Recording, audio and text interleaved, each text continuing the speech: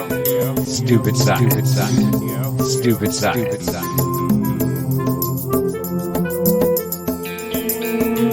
Science. Pew, pew, pew.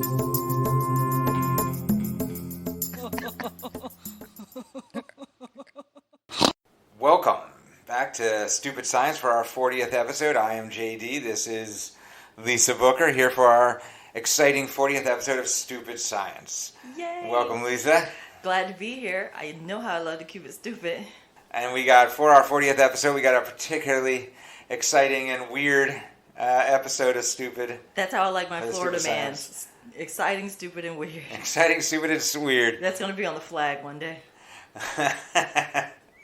And we are starting off in Marion County, actually. It's beautiful there.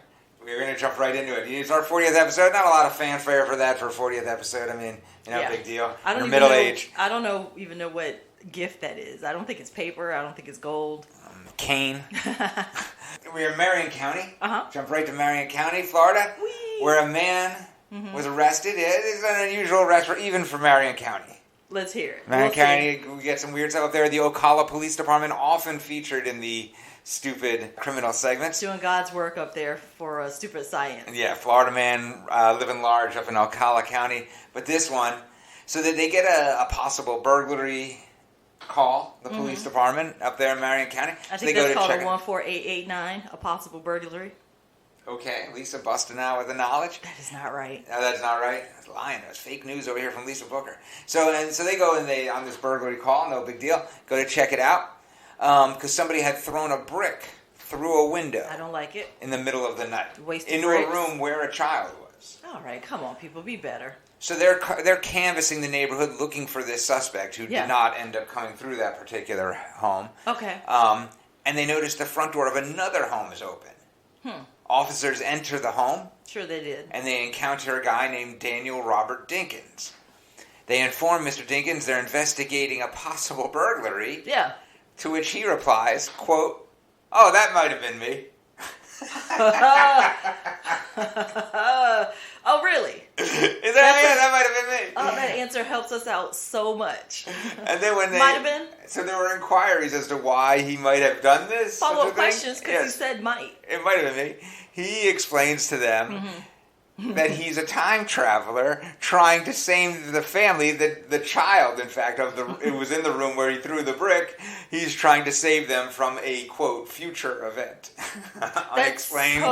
So that is so helpful. This is why- Marty, you gotta get in a DeLorean. This is why he not only threw a brick through that window, but also took a swim in their pool before moving on. You gotta do 88 laps, Marty. Come with me if you want to swim.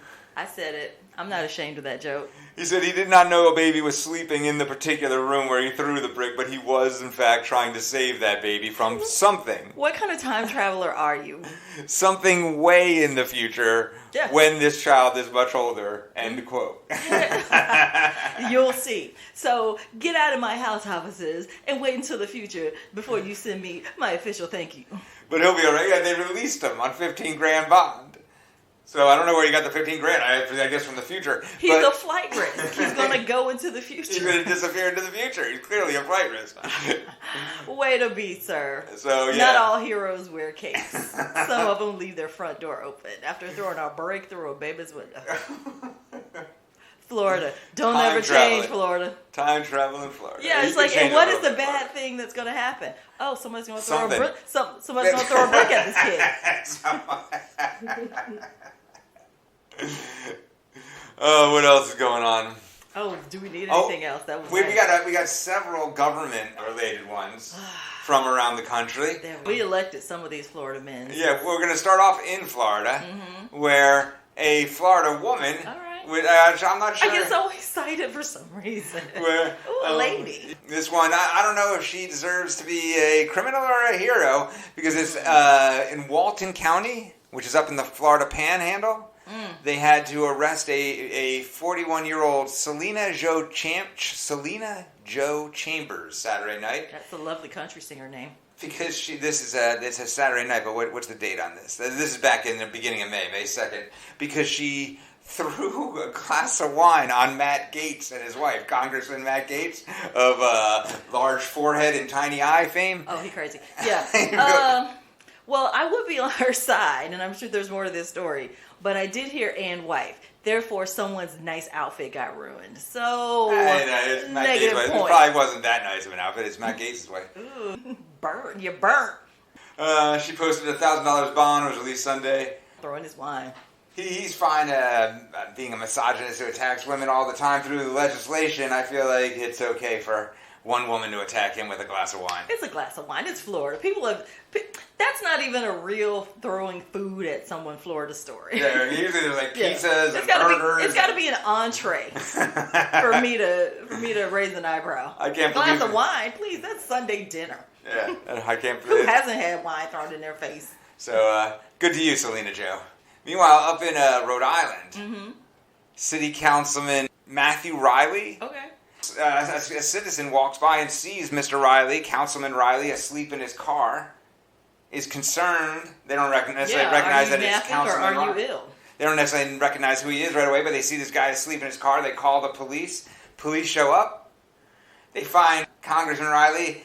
Not only is he not so much asleep as passed out. With a crack pipe in his hand and a bag of cocaine in the seat next to him. Yeah. A dinner and after dinner. Yeah. That is the correct terminology.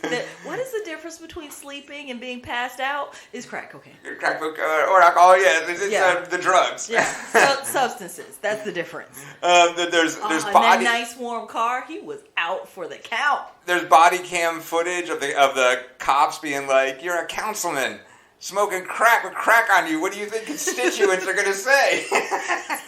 Reprimanded. Hold out your hand. Scolded. And that's your hand. I'm slapping the back of your hand, sir. There's kids. There's kids that look up to councilmen. He says he was here clean. In Rhode Island. He says he had been clean for 13 years, but then he had a bad divorce, and that's why he relapsed. Oh, they got sad. Well, yeah, of course it's sad. That's right. To a normal human, of course it was sad. From the whole the beginning. thing was sad from the beginning. Right. All of this is what is it? What's the German word for? Schadenfreude. All of this is Schadenfreude. All right. What else we got? Oh, now we're gonna go over to India. I would New love Delhi. to. They're getting in on this stupid criminal Racking stuff. up our frequent flyer where miles. a government official in India has been suspended from his job because he had been standing by a reservoir taking a selfie, overlooking this. That's lovely, yeah. Yeah. Drops his cell phone into the reservoir. Party foul. Then uses his authority as food inspector to get. Which I don't understand how he had the authority as food inspector to do this. I'm not doing to get the reservoir drained. What? Drained. He drained the reservoir to retrieve his smartphone. Oh my word, sir. Yeah, you're done.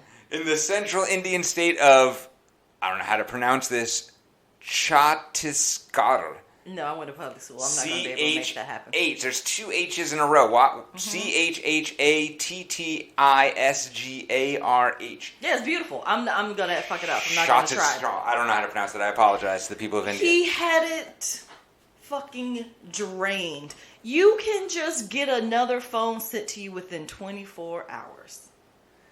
Oh, he wasn't paying that insurance? First, he asked local divers to go into the reservoir because he said it had sensitive government data on it, was his claim. But they failed. You can remote wipe it, sir. I'm not getting in that water. Yeah, they failed. Then he asked for the reservoir to be emptied using diesel pumps. Over a 3-day period, more than 2 million liters of water were pumped out from the reservoir, which is enough to irrigate at least 1,500. Oh my God, Ireland during India's scorched summer. Oh my God, sir. That's... Vishwas is seen sitting under a red umbrella as diesel pumps run to drain water from the reservoir. Well, it was warm out there. He didn't want to get all hot and thirsty. Yeah, probably there was some water spraying around too. Yeah. Oh my God. I'm shocked. And of course, they did retrieve the smartphone. And guess what? Yeah. It didn't work anymore. What? Because it was waterlogged. Sure. Here's your trash. Here's your useless bar of soap, sir. There's extreme water scarcity in India. My family, by the by. Yeah. My family's farm is ruined, but here's your unusable phone. Oh my God, that is insane. That may be the worst of all the things we've covered on this stupid criminal. Nothing. That is the worst, I think, story we've seen yet. That's worse than the toe sucker. Coming back. Toe sucker was trying to drain some stuff too. What? Coming back to America. Mm-hmm. Yeah, up to North Dakota, actually. America. The Minneapolis Star-Tribune reported that Terry Martin was indicted Tuesday with one count of theft of a major artwork. Don't go stealing art. Now, this goes back... pre-stolen it. So in 2005, you're all familiar with 2005 Wizard of Oz, right? Mm-hmm. The famous movie. Judy No Place Garland. Like Home. Judy Garland famously wore No Place Like Home. Those shoes, the exact shoes. She stole them is off. What we're talking she about. stole them off a dead witch, and I was like, "I'm in this movie. Let's go." Kills a witch, steals the shoes. Well, in 2005, somebody stole the shoes. Those ruby slippers? Yes, and in 2008, don't worry. I see you're very upset, Lisa. In 2018, the FBI... Of course they did. The FBI recovered them in a sting operation, apparently. Well, I didn't know the FBI did this. I might have been interested in joining the FBI. I didn't know you were looking at stuff like this. My voice got real high. But apparently there were no arrests made at the time that they recovered them. Sting operation. So the sting operation didn't make any arrests, but they did manage to recover the shoes. Well, on May 17th, there was an indictment. Uh-oh. Of Terry Martin. Terry. As I was saying, according to the Minneapolis Star-Tribune, Martin is 76, lives 12 miles south of the Judy Garland Museum in Grand Rapids, Minnesota. Swiped him. How could you, man? In the memory of Judy Garland. Well, I'm glad the slippers are back, and I'm glad they found the person who swiped them, even though their sting didn't prove to find him in 2005. So now they got her shoes back. Yada yada. I thought that was a cute little story. That is. She's off in, I almost said Neverland, but that's not the right story. She's in Oz, looking down, happy that the shoes got recovered. Hopefully she's not in Oz. That place sucked. And our final Distant Oz. Stupid criminal story for today. All right, let's get stupid. It's just that this is one of those little sweet stories. Sometimes I like to end this with a sweet story. A little weird. Mm-hmm. A little weird and sweet. Sprinkle a little weird on the top, like sprinkles. This is from Miami. So... Don't wait for me to say it's beautiful there. It's interesting there. You know how people often wonder what happens, what their pets do when they're not around, especially like cats who sneak out all the time and stuff? I'm convinced. Yeah, they use our appliances and stuff and make long-distance calls. Well, one person, a Redditor actually, because these posts were on Reddit, these pictures that they took. Evidence. One Sunday afternoon decides to follow this cat, these stray cats they saw, follow them around through alleyways and stuff, and eventually came to an alley where there was a bunch of cats and ducks just hanging out. Stray cats and wild ducks. Just hanging out, and there's all these pictures just chilling of together. Cats and ducks just in this alley. Literally cats and ducks and cats and ducks. Yes, cats and ducks and cats and ducks. What in the name of we shouldn't follow these animals because this is the stuff we see, and then now we have, instead of answering one question, you've raised 5 more. And it wasn't like the cats and ducks just happened to be. It was like she followed the cat. It's a parliament. Yeah, it is a meeting. She followed the cat to this location, and this is where the cats and ducks seem to gather to hang out on the regular. This was their spot. How much free food did the meat bags those humans give you yesterday? Not that much. I'm always starving. I'm a cat. What about you guys? You know they give us bread down there by the lake. It was the last thing they need to give us. Assholes. All right, see you tomorrow. Meeting adjourned. Cats and ducks. Or is that a sign from the apocalypse? I forget.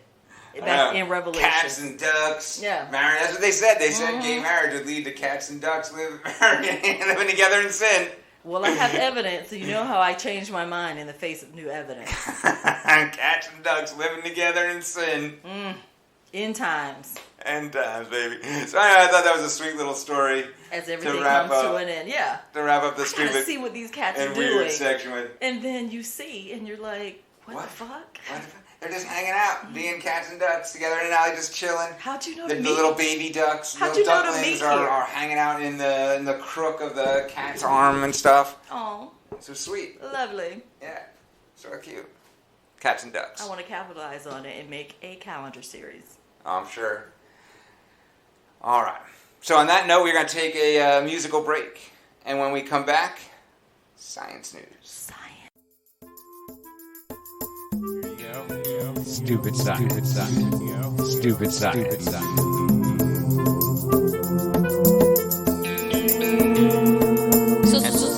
Pew, pew,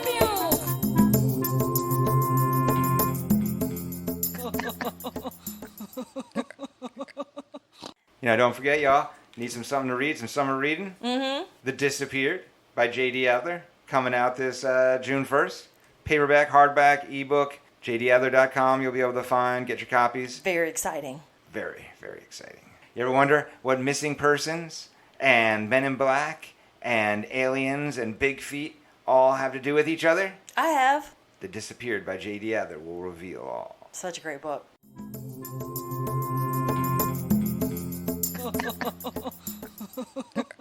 And we're back. It's time for science news. I love it. We did a little stupid. Now we're going to do a little science. We're Science. going to do it. Doing it. And the first thing we're doing is an announcement out of Neuralink. Neuralink, the neurotech startup, which Elon Musk, one of the many companies Elon Musk likes to take credit for, people's work because of his daddy's money helped fund it. It's a Muskie company. Yes. They were, we've talked about this before, and it's been in the news a bunch, that he's been trying to create something where you could interlink the human brain, with a computer.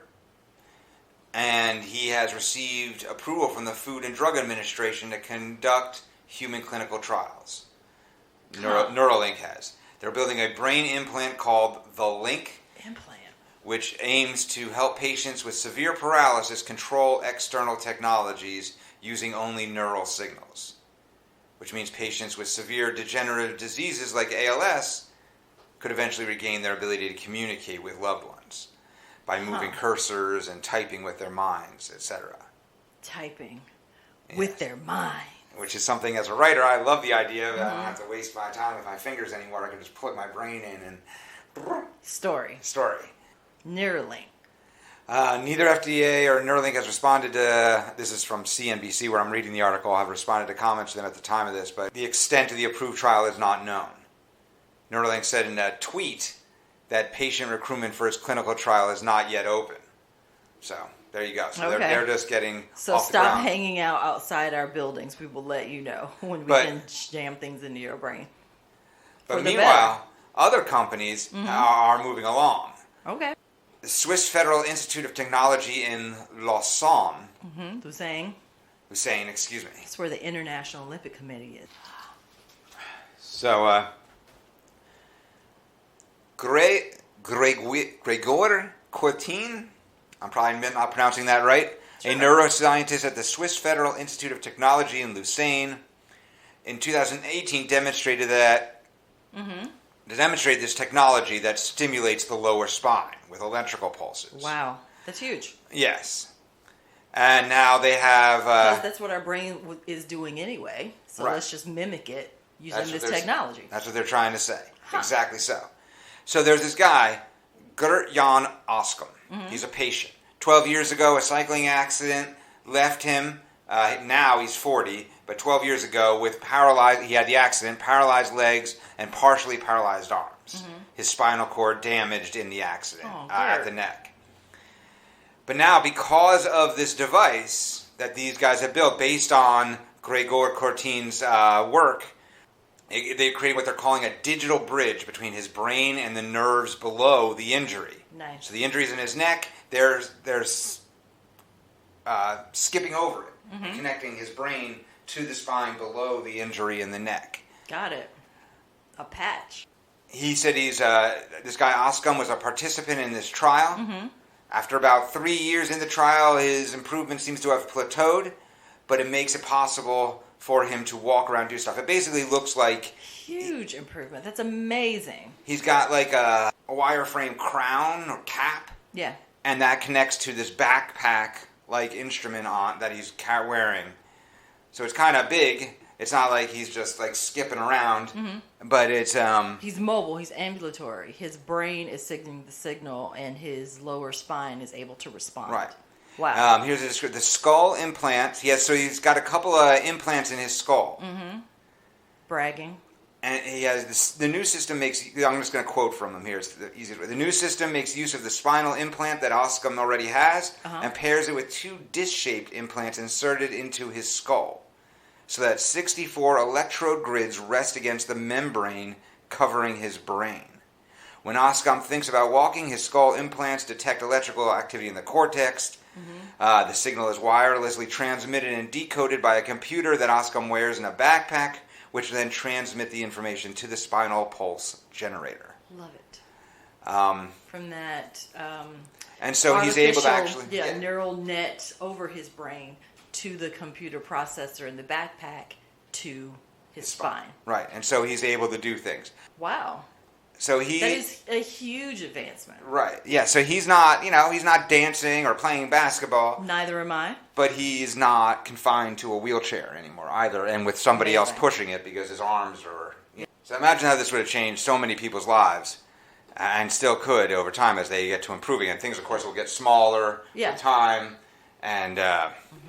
just better and better, but this in itself is the achievement to be applauded. And this is what, and things like, and this proves that what they're trying to do over at Musk Company is also achievable. Yeah.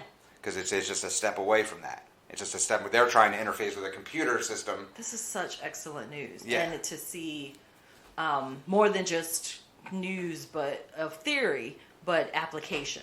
Yeah. And yay to this guy. Excellent. To Gert being able to... get around. Yeah. So what else we got going on? So, here's some... we're going to move over to environmental news a little bit here. So, obviously, especially if you live in Florida, you're aware that this is now hurricane season, now that we're entering June. Yeah. And it will be hurricane season from now until November, which means more than half the year, basically, is hurricane season, and the storms are getting bigger and bigger. Great. So... I didn't want to live on this planet anyway. You can have it, storms. Well, NASA's taking a different view, that maybe we don't just have to surrender.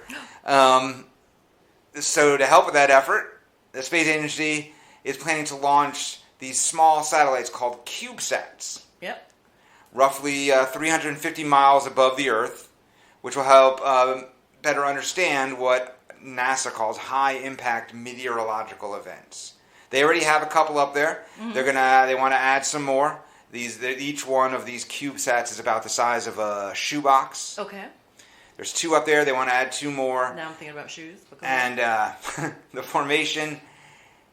They want to observe, quote, the formation and evolution of tropical cyclones, including hurricanes, and will provide rapidly updating observations of storm intensity. Excellent. Yeah.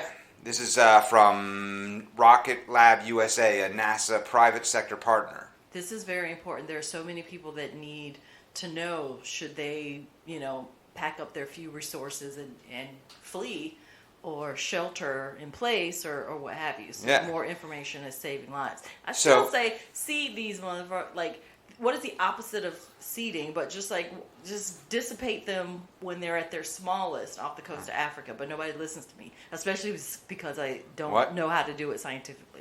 What? But Thank you. So this research mission is a joint effort with the Massachusetts Institute of Technology's Heard of it. Lincoln Laboratory. The mission is called TROPICS, which is an acronym for, and this is they really worked hard on this acronym. This is an acronym for, quote, time-resolved observations of precipitation, structure, and storm intensity with a constellation of small sats. And if you're thinking, that doesn't really make sense as matching up to the acronym TROPICS, that's because they left a lot of words out in order to make the acronym fit. That was a fight. That meeting was Intense. They were like, here's what we'll do. But whatever, they really We're wanted not it. leaving this They room. really wanted that acronym to be Tropics, and they were like, tell you what, we'll just leave a bunch of the words out, and then it fits perfectly. But that's not how you make an acronym. Shut up, Howard. Shut it. Howard, you're always got to be such a pedant. So anyway, it's called Tropics is the acronym by which this is going. All right. I don't care what it's called. Doing great work. At And NASA. they expect to be able to explain how and why some tropical storms intensify as they approach land. Nice. Which could be useful in trying to figure out a way to do exactly what you were just talking about, dissipating them. Or at least being aware of what's happening well ahead of time. Ever perfecting the warning system. Instead of right now, which we have is just, here's a bunch of predictions, one of them's going to be true. Right. And so you can't say we were wrong. Ha ha. Ha, gotcha. What we got going on in the world of science? Science. So, the James Webb Space Telescope, you may have heard of it. It's been in the news once and twice. Doing great work. Doing great work. Inspiring. And you know, it's designed, its purpose is to spot things far, far away. Yeah. But it still continues to spot things close to us as well that we hadn't seen otherwise, would not have seen otherwise. Recently they spotted on Saturn's moon, for example, the moon Which one? Enceladus. Okay. Enceladus, I guess that's how you pronounce that, spraying out a huge plume of water vapor. What? Dibs. Much bigger than any previously seen there. And this is all at a Scientific American. The enormous cloud may contain the chemical ingredients of life, they're speculating. One of the reasons they're interested in Enceladus is because it has a saltwater ocean. Which means it has like the most basic, the very first thing you need for life. Apparently it's an immense ocean, and this plume coming out as well is huge. According to Sarah Faggi, a planetary astronomer at NASA's Goddard Space Flight Center in Greenbelt, Maryland, May 17th at a conference to the Space Telescope Science Institute in Baltimore, she described it as immense. So the Enceladus has an outer covering of ice, and underneath that there's a salty ocean. So it's basically a water world. Excellent. Costner's like, I'm on it. And they think there may be hydrothermal vents on the ocean floor keeping it warm underneath, which is why it's not ice all the way through. Which, I mean, as far as... Temperature, yeah, that's amazing for, the thoughts of life and study, but also the idea of possibly exploring the solar system one day. There's a water planet with heat underneath it. That's why I'm so glad I called dibs just now. So apparently there's fractures all along this icy crust around the planet, and they call these fractures tiger stripes. Nice. Particularly around the moon's south pole. And that's where these squirts of fluid are shooting out. Yeah. So that's how they're finding it. That's how they're being able to see these plumes and discover what's possibly coming up from beneath the surface. I love it. JWST is like going on a road trip and you're so excited to go to Disney World that you just look, that's your destination, has you all excited. But if you look out the car window on the way there, you're like, ooh, biggest ball of twine. Ooh, there's a place where there are mermaids. Thank you, JWST. And our final story for the science section, we're going to merge art and science together. Look at you. That's beautiful. This one coming to you from sciencenews.org. Jude Coleman, the writer. So, back during the Renaissance. Heard of it? Yeah, good. Around the 15th century, oil-based paints replaced egg-based tempera paints. But during this transition, artists including Leonardo da Vinci and Sandro Botticelli also expanded with paints made from both oil and egg. And it was unclear, it has been unclear for a long time as to exactly why they would do this, what the benefit was. And so chemical engineer Ophélie Ronquet of the Karlsruhe Institute of Technology in Germany engaged in a chemistry experiment to determine what the benefit was of doing this, of mixing oil and egg in their medium. So they mixed up oil and egg recipes to compare with plain oil. One contained fresh egg yolk and had a similar consistency to mayonnaise. For the other blend, the oils, the scientists ground pigment into the yolk, dried it and mixed it with oil, which seems more like a process the old masters might have used. according to what little records they have. After various tests to analyze mass, moisture, oxidation, heat capacity, drying time, and more. Yeah, after all the science. What they determined was that the egg yolk slows the paint oxidation. And oxidation is what causes paint to turn yellow over time. The tinting, yeah. So the presence of the egg yolk prevents that. It gives the paint, the colors, the true colors, greater longevity. Tinted color. Oh, okay. In the Mayo-like blend, the yolk created sturdy links between pigment and particles, resulting in stiffer paint. Wow. For like impasto, a raised thick style that adds texture art. They also reduce wrinkling with a firmer paint. Yeah, while, Mayo will do that. While the eggy oil paint can take longer to dry, and they would have had to wait longer to add another layer.